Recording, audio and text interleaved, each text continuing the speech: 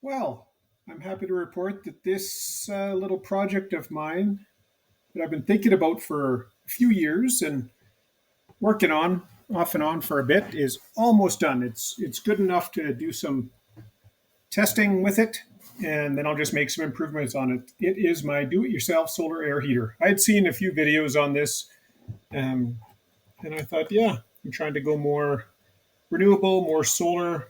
I've got a good spot here with southern exposure. And another project that I've been working on is my greenhouse slash chicken coop slash rabbit hutch combination. And so I wanted to augment all of that. I've got some solar heat just from the greenhouse kind of surrounding the chicken coop rabbit hutch, but I wanted to augment it with and try as a solar air heater. So this is a quick little look at what I did. So all the parts are recycled. A lot of my projects take a while because I generally don't buy anything for it.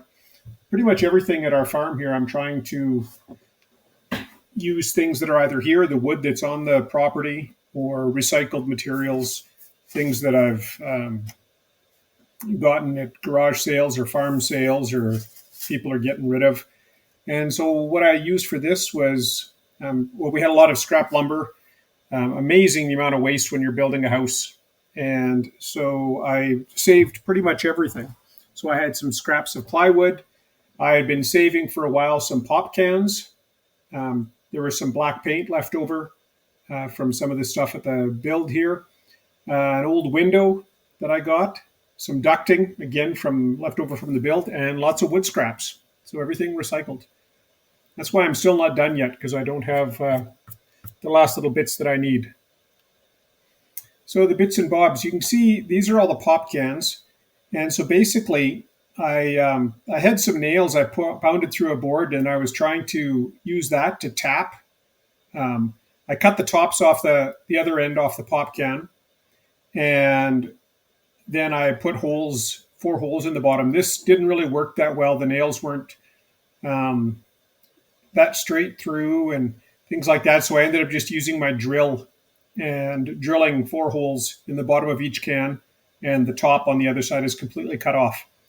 Then I laid them out on the sheet of plywood, stacked them,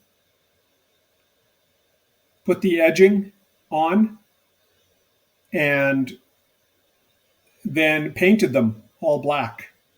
This is just a shot of the old window that I had. Then I screwed the window frame over top of the plywood with the pop cans on it.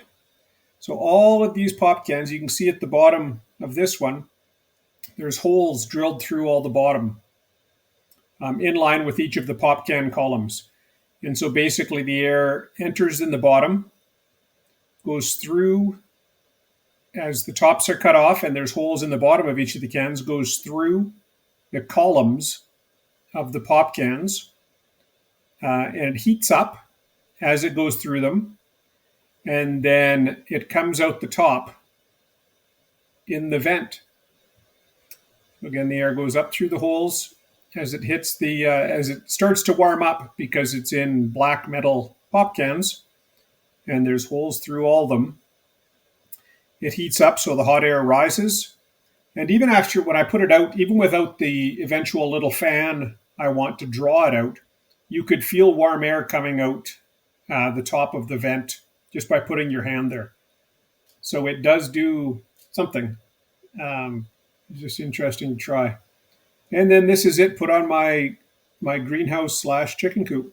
So it's just set against the side, goes through, and so when the sun hits this, again, it'll draw the cold air into the black pop can columns, and as it heats, it'll rise up and hit the top and go through the vent and into the greenhouse.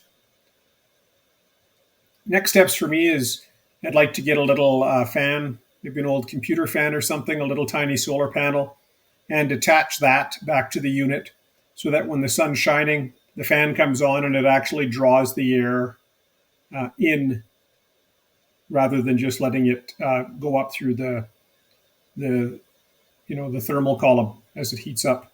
So yeah, we'll see how that goes. It's kind of fun to do.